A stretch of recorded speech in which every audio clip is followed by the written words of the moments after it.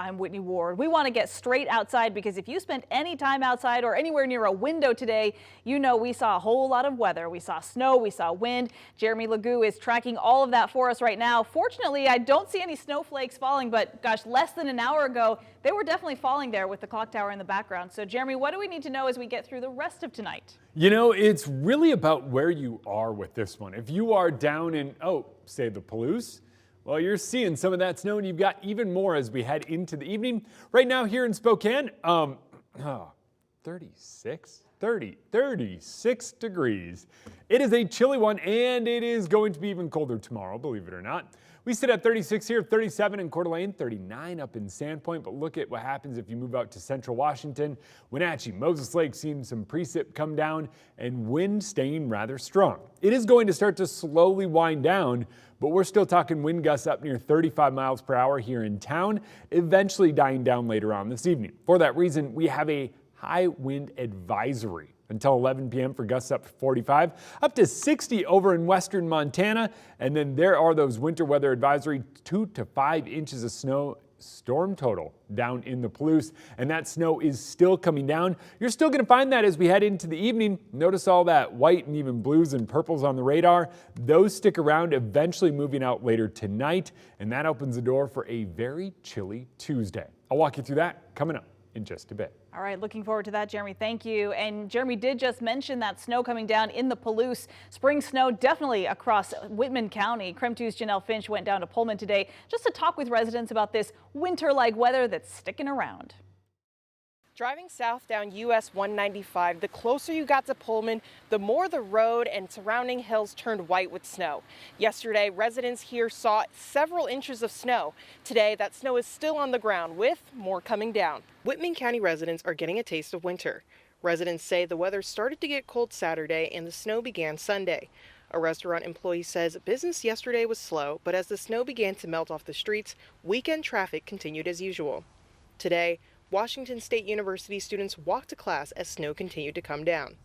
One WSU student says he had to trade in the spring shorts he was wearing last week for a heavy coat this week.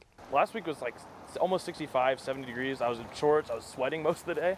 And then all of a sudden it's like, bam, snow. So yeah, it's been a little cold.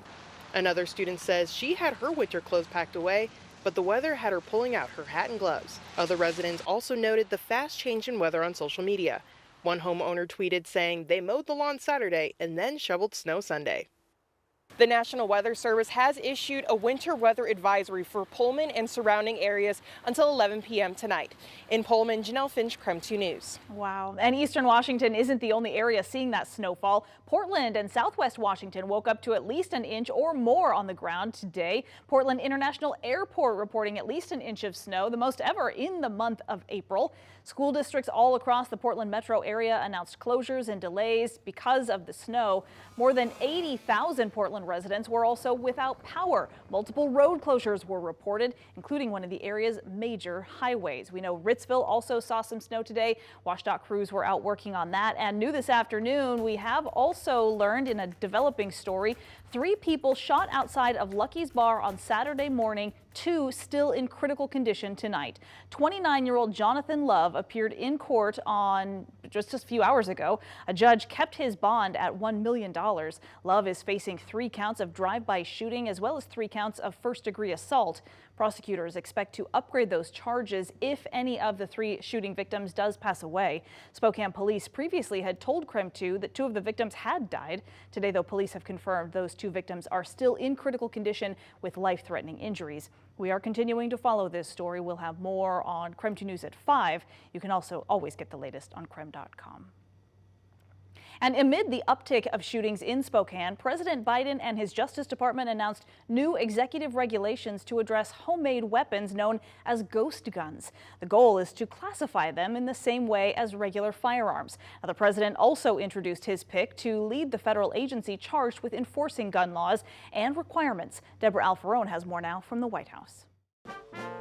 From the Rose Garden at the White House, President Biden proposed new rules to regulate the manufacture and sale of ghost guns. This is the gun. It's not hard to put together. Ghost guns are homemade firearms that can be assembled using a 3D printer or with kits purchased online. They lack serial numbers, which makes it impossible for law enforcement to trace. The new proposed rules would require gun makers to include serial numbers, be federally licensed, run background checks, and keep purchase records as long as they are in business. Because of these updates, law enforcement will have additional crime gun intelligence to stop gun violence. The new regulations are likely to face lawsuits from manufacturers and gun rights groups. Monday, the president also announced the nomination of Steve Dettelbach to the head of the Bureau of Alcohol, Tobacco, Firearms, and Explosives, or ATF. President Biden nominated the former Ohio U.S. attorney after he pulled his previous nominee due to bipartisan concerns from lawmakers. I promise to support the men and the women of the ATF and to do everything in our power to protect the people of this nation every single day. If confirmed, Dettelbach would become the first permanent ATF director in 7 years. Deborah Alfarone, CBS News, the White House.